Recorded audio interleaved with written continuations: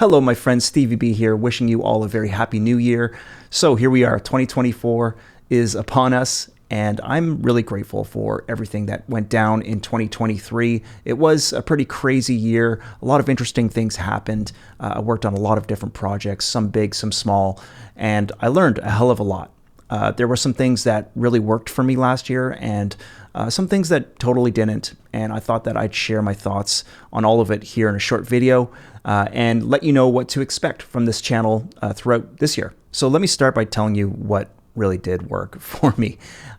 Writing songs, go figure. This probably seems like a pretty ridiculous point to make, but just to give you some context, I do have quite a few different income streams that aren't directly related to songwriting. For instance, the Production Music Academy that I run, Production Music Tools, which is like the MIDI and sample pack company that I run. And despite those being good income streams for me, my royalty earnings and my production work totally eclipsed those income streams by a lot. In fact, 2023 was a record-breaking year for me in terms of just songwriting and production income. And what kind of kills me is that I could have written a lot more. There were plenty of times throughout the last year that I felt like I was really stretching myself thin. And though relatively speaking, I'm pretty productive, I really want to double my output throughout this year, maybe even triple it and just write so much music. That's really what I'm going to focus on the most. Because the fact is, the more songs that I write, the more money that I make. It's that simple. And that's really convenient for me because I still love writing music. It's the thing that I'm the most passionate about. And even though there were quite a few writing projects that kind of burnt me out throughout the last year on several occasions, I still feel like it's the most rewarding thing at the end of the day when you finish that song that you feel really proud of. So more on this later because it's going to sort of play into my YouTube strategy moving forward. Another really significant success from the last year has been the Production Music Academy. This is the educational business that I run. And while it amounts to a smaller portion of my overall annual income, it just has a lot of personal significance for me. The Academy experienced a lot of growth, especially in the last 6 months or so.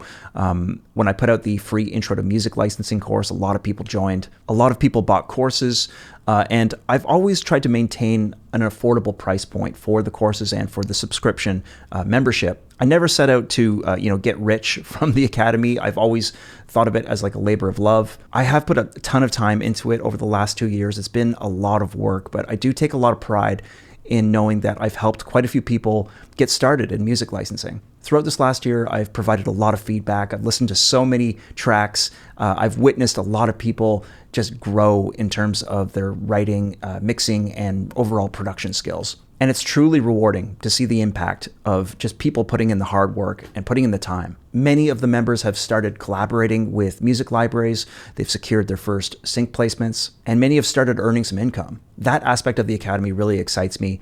It adds like a personal touch to my life, making my otherwise solitary studio work here much more fulfilling. This year, I plan to expand the Academy even further, of course. I'm going to be doing some updates to existing courses.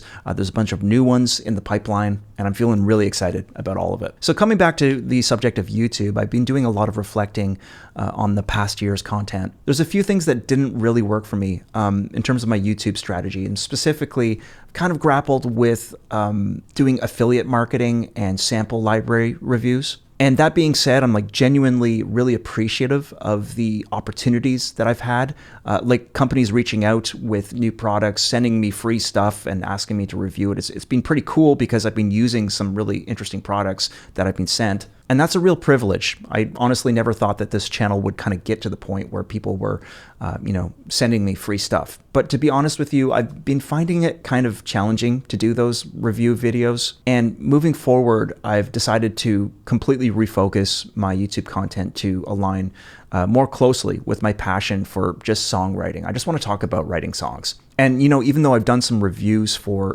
companies that I really love, like Ava and Westwood Instruments, I think that there's others who just do that like sample library review game so much better than I do.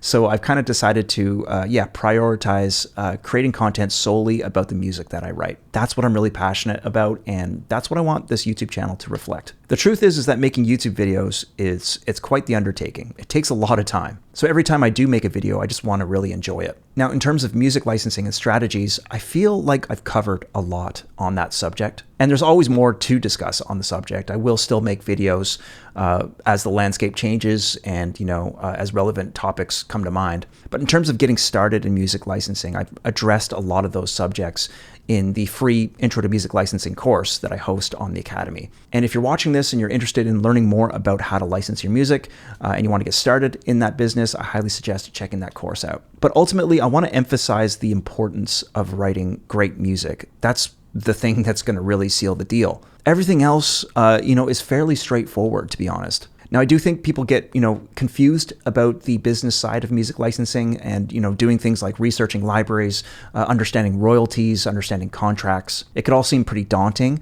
I believe that these aspects can be really easily managed with the right guidance, and that's exactly why I created the Intro to Music Licensing course. But the truth is, and the thing that people don't talk about enough, to be honest, is that the quality bar is set very high. So that's why moving forward on this channel, I just want to focus on how to write quality music, good songs, good productions. I do think that once you have those fundamentals locked down, everything else will kind of fall into place over time. Having tight, well-produced songs will open the doors for you. So changing gears here, one thing that didn't really work for me all that well this last year, which you may find surprising or maybe not, was Motion Array. And I don't want to sound like I'm ungrateful for Motion Array. I certainly am, and I still averaged probably, it's hard to say, probably around $200 to $300 a month. Some months were better than others, had like $500 months, had a few like months that were less than 200. But the funny thing is that I hardly sent them anything throughout 2023. And those monthly payouts were based on tracks that I sent them in 2022 that are still doing well in like algorithmic searches. Now, a lot of people have noticed a significant decline in earnings on Motion Array.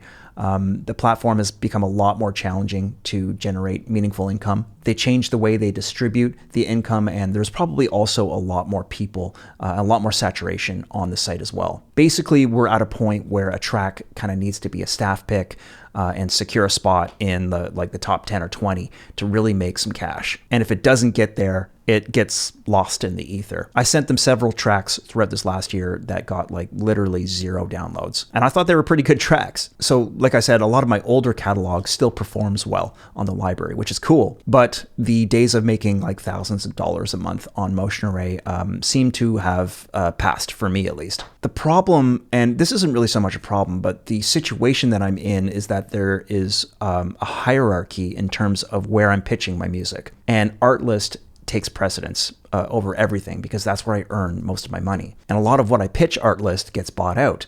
So that kind of takes it off the table for pitching it anywhere else. I do still have a lot of non-exclusive music with Artlist as well, but they are my top priority. Everything that I write gets sent to them first. Whereas Motion Array has become somewhat of a gamble. It feels like it's basically an all or nothing scenario now, which is kind of too bad, but that's just the way it is. Either a track becomes a staff pick or it fades into obscurity. And I'm also at a point here where if Artlist doesn't accept my submission, I have quite a few other places that I could send it where it could earn some cash. So unfortunately, Motion Array is kind of down at the bottom of the hierarchy in terms of where I'm pitching it. So I feel like there's a lot more like micro things that didn't work and did work throughout the last year, but I wanted to keep this video short. And I'm curious to know what your strategies are moving forward. Is it going to be more sync licensing, working with production libraries for TV and film? Are you going to be pursuing the royalty-free market? Let me know what your thoughts are in the comments below. Always good to hear from you guys. And before I go, of course, I want to extend my heartfelt wishes for a super happy new year to all of you. Thank you for supporting me on this channel. Thanks for watching. And I want to emphasize that your music does have a lot of value, and there continues to be an exceptional amount of demand out there for great music. I know there's a lot of you out there that are having a tough time with it. It's not an easy business. I see a lot of cynicism in the comments of not only my videos but other producers' videos. Cynicism regarding like oversaturation in the market, devaluation of music overall, AI, those kinds of things. And I want to assure you that based on my own experience, that there is still a high demand for well-produced original music. I've seen firsthand, many members of the Academy dedicating a lot of time to improving their chops, whether it be songwriting, mixing, or both. and achieving remarkable results. So remember that your music does have value. Keep being a student, keep learning, keep pushing. So you can expect a lot of songwriting content from me in the near future, and I'll probably share my first cue of the year sometime next week, and I'll leave it there. Take care, guys. Bye-bye.